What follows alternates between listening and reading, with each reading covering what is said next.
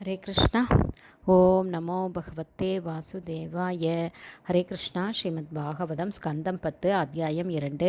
கர்ப்பத்திலிருந்த பகவான் ஸ்ரீகிருஷ்ணருக்கு தேவர்களின் பிரார்த்தனை என்னும் தலைப்பில் ஸ்லோகம் 22.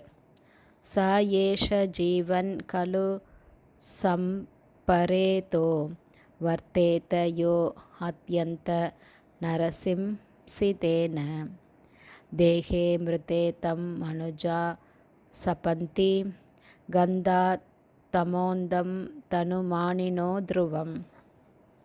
Word by word meaning. அவன் ஏஷ பொறாமையுடைய அவன் ஜீவன் உயிர் வாழும்போது கலு கூட சம்பரேத இறந்தவனாவான் வர்த்தேத தொடர்ந்து வாழ்கிறான் யா எவனொருவன் அத்தியந்த மிகவும் நிருசம்சிதேன கொடூரமான செயல்களை செய்வதால் தேகே மிருதே உடல் வழியும் போது தம் அவனை மனுஜா மனித சமூகம் சபந்தி கண்டனம் செய்கிறது கந்தா அவன் செல்வான் தமக அந்தம் நரக வாழ்வுக்கு தனுமானின தேகாபிமானத்தில் உள்ள ஒருவனின் துருவம் சந்தேகமில்லாமல். டிரான்ஸ்லேஷன்.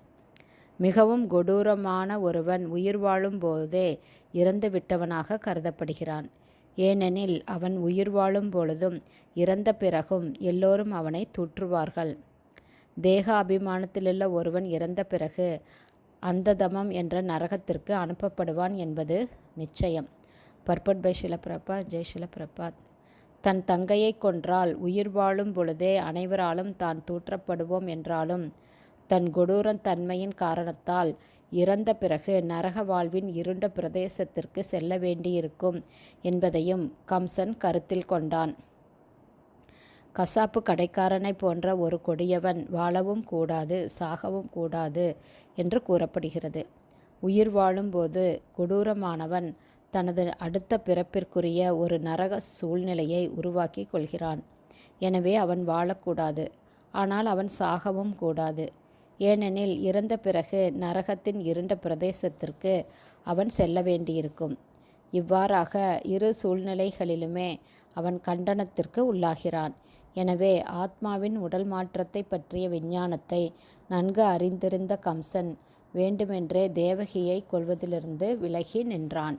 இந்த பதத்தில் கந்தா தமோந்தம் தனுமானினோ த்ருவம் என்னும் சொற்கள் மிகவும் முக்கியமானவையாகும். ஸ்ரீல ஜீவகோஸ்வாமி தமது வைஷ்ணவ தோஷனே டீக்யாவில் கூறுகிறார், தத்ர தனுமானினக பாபின இதி தேகாத்ம புத்தியைவ பாபா வினிவேஷோ பவதி. நான் இந்த உடல் என்று எண்ணி தேக அபிமானத்தில் வாழ்பவன் தன்னை பாவ செயல்களில் ஈடுபடுத்தி கொள்பவனாகிறான்.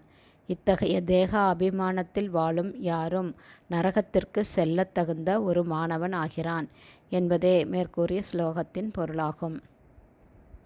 அதாந்த கோபிர் விசதாம் தமிஷ்ரம் புனக புனச்சர்வித சர்வனானாம் என்று பாகவதம் 7வது ஸ்கந்தம் 5ஆம் அத்தியாயம் 30வது பதம் கூறுகிறது. தேக அபிமானத்தில் உள்ளவனுக்கு புலன் இன்பத்தில் கட்டுப்பாடு இருக்காது.